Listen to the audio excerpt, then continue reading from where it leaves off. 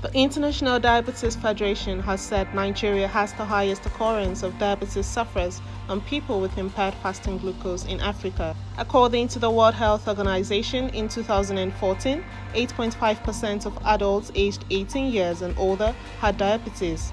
In 2019, diabetes was the direct cause of 1.5 million deaths, and 48% of all deaths due to diabetes occurred before the age of 70 years. WHO also disclosed that 24 million Africans are living with diabetes, while a total of 416 million people lost their lives to the disease in 2021.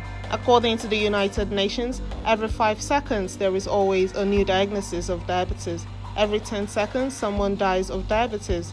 Every 30 seconds, a limb is lost because of diabetes. Diabetes is a chronic disease that occurs either when the pancreas does not produce enough insulin or when the body cannot effectively use the insulin it produces. Factors that trigger diabetes range from insulin resistance, obesity, genes, and family history, among others. There are different types of diabetes: type 2, type 1, gestational diabetes. It can be treated and its consequences avoided or delayed with diet, physical activity, medication, regular screening, and treatment for complications. It is also learned that changes in individuals' lifestyles, which were not the case a few years ago, have become a factor responsible for the rise in the number of people living with diabetes. Experts also believe that combining physical inactivity, a poor diet, and increased stress will result in a rise in diabetes cases. The National Action on Sugar Reduction on Tuesday, in a protest, staged an advocacy for policy measures to tackle the health risks of consuming sugar-sweetened beverages.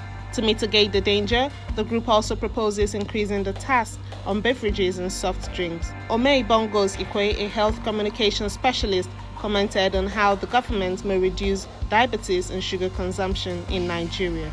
Advocating to the Federal Ministry of Finance, to the government, to increase the tax on sugar-sweetened beverages, on soft drinks particularly, and other sweetened beverages, particularly because of the health impacts of these drinks. There is a clear link between soft drinks, between soda, sweetened beverages, and diseases like type 2 diabetes. Nigeria has the #1 rate of type 2 diabetes on the whole African continent. Nigeria is also the place where the highest number of soft drinks are sold on the African continent. 38 million liters of soft drinks are sold every year in Nigeria. And so what we're trying to say is, these beverage companies, they're making lots of profits and really at the expense of the health of Nigerians. So we're calling on the Federal Ministry of Finance, the government, to increase the taxes on sugar-sweetened beverages so that these taxes really can be used to benefit people, particularly the poor Nigerians who cannot afford healthcare, can be used to subsidize diabetes treatment, can be used towards providing healthcare for people who are suffering from these illnesses.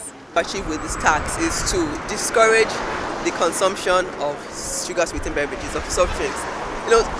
So it can sound like taxation is not actually effective, but the way that this tax will work is that it will benefit the people who are poor, because the poorest people in our society are the most responsive to price changes. So if the price of something is increased, then the likelihood of buying that thing will also reduce. So let's say the price of soft drinks increases.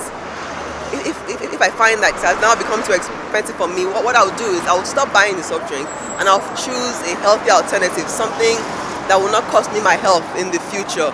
So really, this tax, first and foremost, even before raising money or raising revenue, this tax is first and foremost to discourage the consumption, the drinking of these soft drinks, which have been clearly linked to poor health.